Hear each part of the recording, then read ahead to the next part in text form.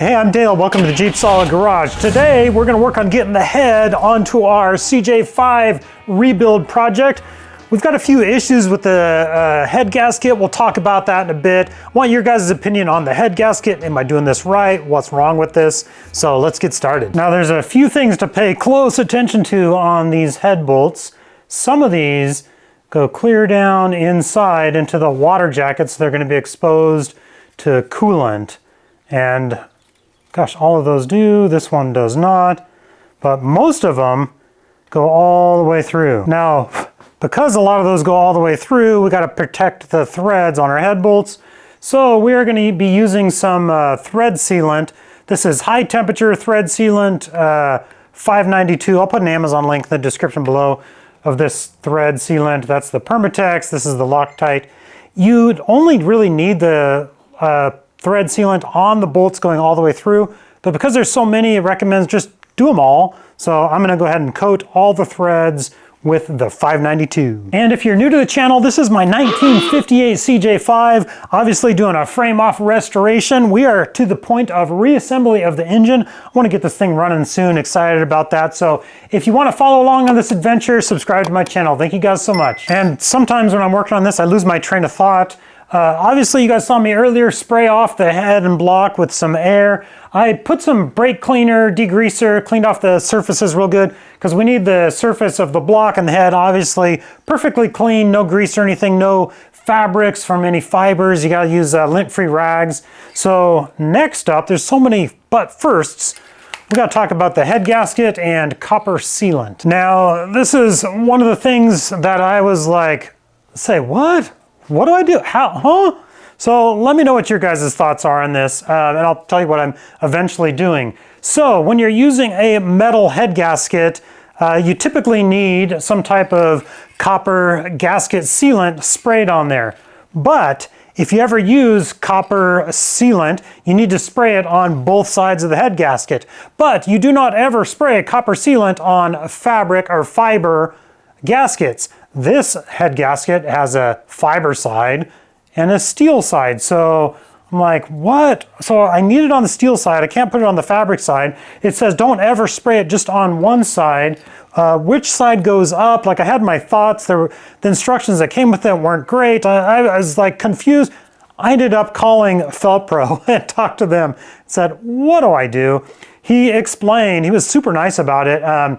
He said, actually, the metal surface of the Felpro gasket, you don't have to use copper gasket sealant. He said you can, it's not going to hurt anything, and it will offer a little bit superior sealant if there's any imperfections in the block. One of my questions was, which side goes up? I assumed that the fiber side went towards the head because that is where you're going to get any warpage or things. Just you're more likely to have imperfections in the head than on the block. The block obviously stays a little more set. So I assumed that the metal side went on the block, and I was right. So Felpro, they confirmed, yes, the metal side goes down. He said, yes, do not spray copper gasket sealant on a fiber gasket. You don't ever do that. Go ahead and spray it on this side if you want. So I'm going to go ahead and do that because I got to let it, once you spray it on, you let it dry for a little bit. It doesn't have to be perfectly dry. Well, you got to let all the solvents dissolve off of it first. So I'm going to take this outside and do that real quick because it stinks. And then I think we'll be ready to put the head on. So what do you guys think? Copper spray gasket, would you use it? Waste of time? The guy at Felpro did say that the metal head gaskets have a real thin layer of sealant on them already. So it's not absolutely necessary. He said it's not going to hurt anything. He said, so if you want to, go ahead and use it. I've got it, so it's going on. Well, that copper sealant is venting, or whatever you want to call it, the solvents off of it. I'm gonna get some of this 592 on all these threads on my head bolts. I got them laid out in the pattern I want.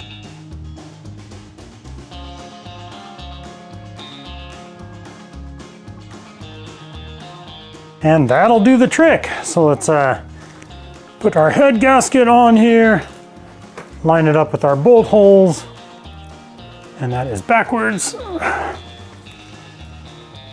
There we go. And we can set the head on. And this is always the time where I'm like, oh, I hope I got everything done. I'm always afraid I'm gonna assemble something and realize like, oh, you forgot to put the push rod in place.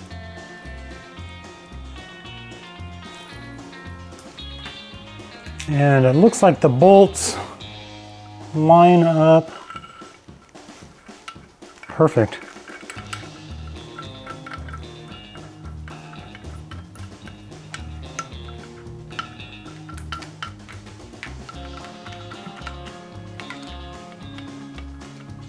Next, we're going to go through our torque sequence. I'm going to go 30, 50, and then 65 foot-pounds.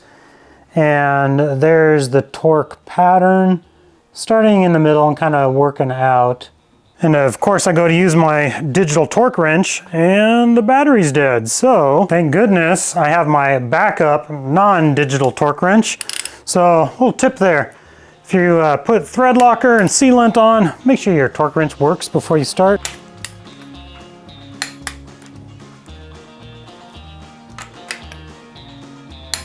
Sweet, that looks good. Next, we got the push rods. Got them all nice and in order. And we're just gonna drop them, I'm gonna clean it off a little bit, make sure there's no little bits of cardboard on there, but then it just drops down in the block. Okay, there we go. Wiped it off, no debris on it. Sets down in there like so. Engine is coming together nicely. Wiped off any debris on these push rods because don't want any bits of cardboard on there because I had them stored on that cardboard box. But I also don't want them running dry, so I'm just gonna put a little assembly lube on them so they're not dry. And for good measure, we're gonna have a little bit of assembly lube on the springs here as well, on the keepers, the valve stems here, and on top of the little push rods, there's a little well in each one of these. I'm gonna lube those up too. So now let's set the valve train down in place here. And we're getting the top end of this buttoned up. It's looking good. Keeping everything in order. I did in one of my previous videos, I misplaced my carburetor. I found it. It was hiding underneath a box filter. Let's see, this goes on like so. I cleaned off this valve train before I'm setting it in place here. So we gotta make sure all these little arms seat down onto the push rods here. And they set right on top of the springs. It is a lot of fun working on this. You know, the wind got taken out of my sails there for a while, but we're back at it and it's exciting to be making good progress on this. So let's look at the torque specifications for this valve train. From what I could see on the torquing sequence for the valve train here, it says 7 to 10 foot-pounds, which I don't find super helpful. I mean, 7 to 10, that's like a 30%, or is it saying 7 and then 10? Just not super helpful. The references aren't great, so I set this at 10. We're just kind of doing them, torquing them down evenly because you want your valve train to seat down nice and even. And I'm gonna dribble a little assembly lube on the valve train here as well because I don't want this running dry either. Oh, in other exciting news as well, I'm a grandpa again ×3 now. Just this last week, my daughter had her baby, so super excited about that. Yeah, my kids are just starting to pop kids out like crazy. It's amazing. And it's so cool to see, this baby was just on the inside of her womb and moving and squirming around, and now you can see the baby outside of the womb. It's just, yeah, truly a miracle. It's amazing. Being a grandpa is the best. And the surface for the valve cover is all nice and clean. So I got a new gasket to go on here. And then our valve cover.